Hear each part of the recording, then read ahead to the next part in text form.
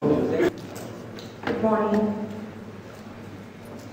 It happens very often that we have to predict and estimate the future of our scoliosis patients. That is why some experts try to understand what factors can influence AIS curve progression in non-treated patients. So we have Risser sign, curve patterns, and age as proven factors influencing curve progression. In 2008, we demonstrated our endogrowth results, and we demonstrated the efficacy of conservative treatment. So now we are asking what are the factors which can influence final results, and if these factors can be useful to and helpful to planning of the treatment. So the aim of the study was to analyze endogrowth results stratified according to curve magnitude, Risser score, curve types, gender, and age. We included all patients with a diagnosis of adolescent idiopathic scoliosis, Risser between 0 and 3, and all Cobb degrees. All patients ended their therapy. This is a prospective observational study of a set of patients fully treated in a center dedicated to conservative treatment. We consider these outcomes at start, Risser sign, Cobb degrees, age, and curve types, and compare these with final results.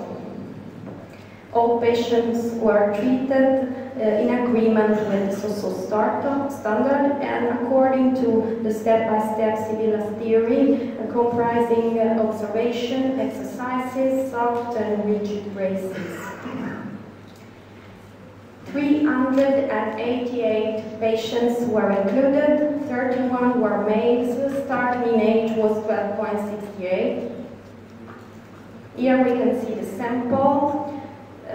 We have a high rate of patients starting the treatment at Risser 3 and curves over 40 degrees, but we have also patients starting the treatment under 10 degrees.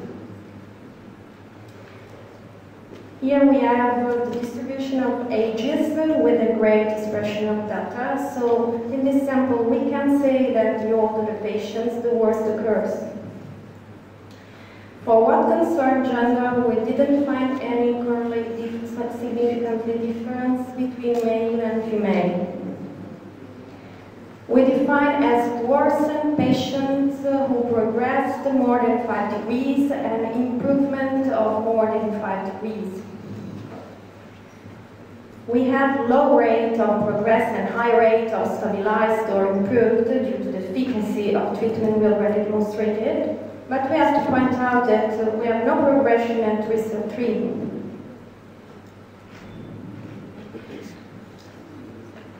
We have here final results correlated to Risser at start, and the higher risk of progression is at Risser 0. Here we stratify final results according to the very important threshold of 30 degrees. So we find that patients who begin the therapy at Risser 0 have great probability to end the treatment on the 30-degree curve. For what concerns curve patterns, we didn't find any correlation with final results. And this was the same for curve magnitude, no correlation with final results. Then we analyzed specifically the worsened group of patients, and we couldn't find statistically significant correlation between Risser at start and final results.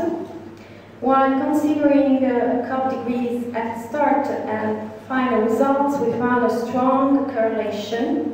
So we can say that patients who started treatment with the high Cobb degrees have a high probability to have worse results.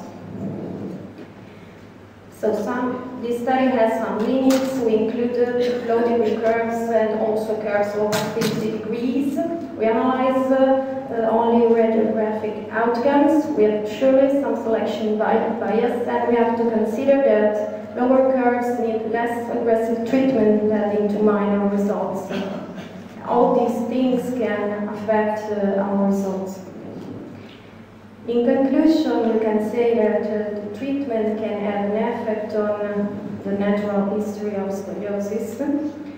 In the worsened group, we confirm that at high curves at the beginning correspond a high risk of worse results, while Risser sign, curve type, gender, and age doesn't seem to affect results in treated patients.